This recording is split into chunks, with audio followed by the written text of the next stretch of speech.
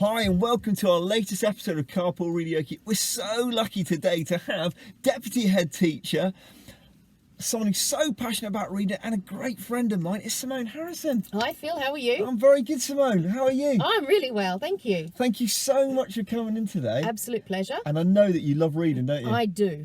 And you've got a special book for us there. I have a very special book for you today. It's actually my favourite book from when I was growing up.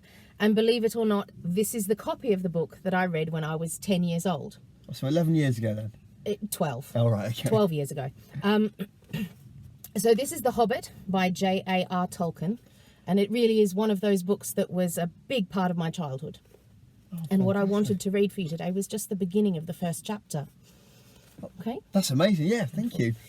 So this is chapter 1, An Unexpected Party. In a hole in the ground there lived a hobbit. Not a nasty, dirty, wet hole filled with the ends of worms and an oozy smell, nor yet a dry, bare, sandy hole with nothing in it to sit down on or to eat. It was a hobbit hole, and that means comfort. It had a perfectly round door, like a porthole, painted green, with a shiny yellow brass knob in the exact middle. The door opened onto a tube-shaped hall like a tunnel. A very comfortable tunnel without smoke, with panelled walls and floors tiled and carpeted, provided with polished chairs, and lots of pegs for hats and coats. The hobbit was fond of visitors. The tunnel wound on, going fairly but not quite straight into the side of the hill. The hill, as all the people for many miles around called it, and many little round doors opened out of it, first on one side and then on another. No going upstairs for the hobbit. Bedrooms, bathrooms, cellars, pantries, lots of these. Wardrobes, he had whole rooms devoted to clothes. Kitchens, dining rooms, all were on the same floor, and indeed on the same passage.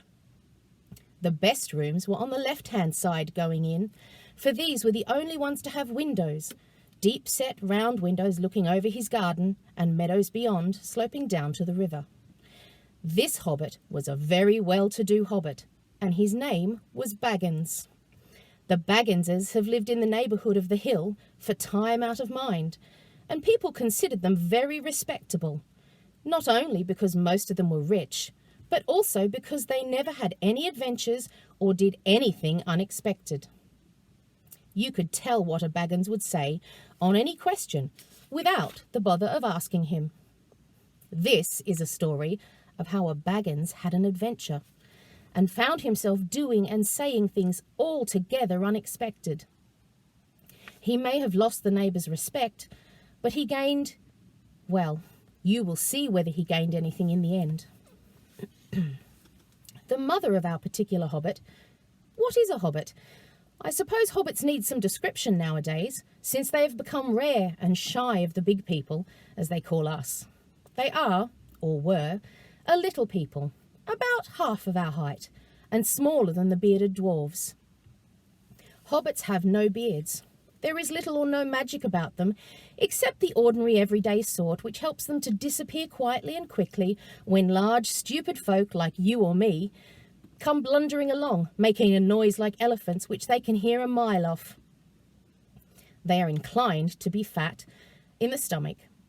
They dress in bright cloths, chiefly green and yellow, wear no socks because their feet grow natural leathery soles, and thick warm brown hair like the stuff on their heads, which is curly, have long clever brown fingers, good-natured faces, and laugh deep fruity laughs, especially after dinner, which they have twice a day when they can get it. Now you know enough to go on with. As I was saying, the mother of this hobbit, Bilbo Baggins that is, was the famous Belladonna Took, one of the 3 remarkable daughters of the old Took, head of the hobbits who lived across the water, the small river that ran at the foot of the hill. It was often said, in other families, that long ago one of the Took ancestors must have taken a fairy wife. That was, of course, absurd, but certainly there was still something not entirely hobbit-like about them, and once in a while members of the Took clan would go and have adventures. They discreetly disappeared, and the family hushed it up. But the fact remained that the Tooks were not as respectable as the Bagginses, though they were undoubtedly richer. Not that Belladonna Took ever had any adventures after she became Mrs. Bungo Baggins. Bungo, that was Bilbo's father, built the most luxurious hobbit hole for her, and partly with her money, that was to be found either under the hill or over the hill or across the water, and there they remained to the end of their days. Still, it is probable that Bilbo, her only son, although he looked and behaved exactly like a second edition of his solid and comfortable father, got something a bit queer in his make-up from the Took side, something that only waited for a chance to come out.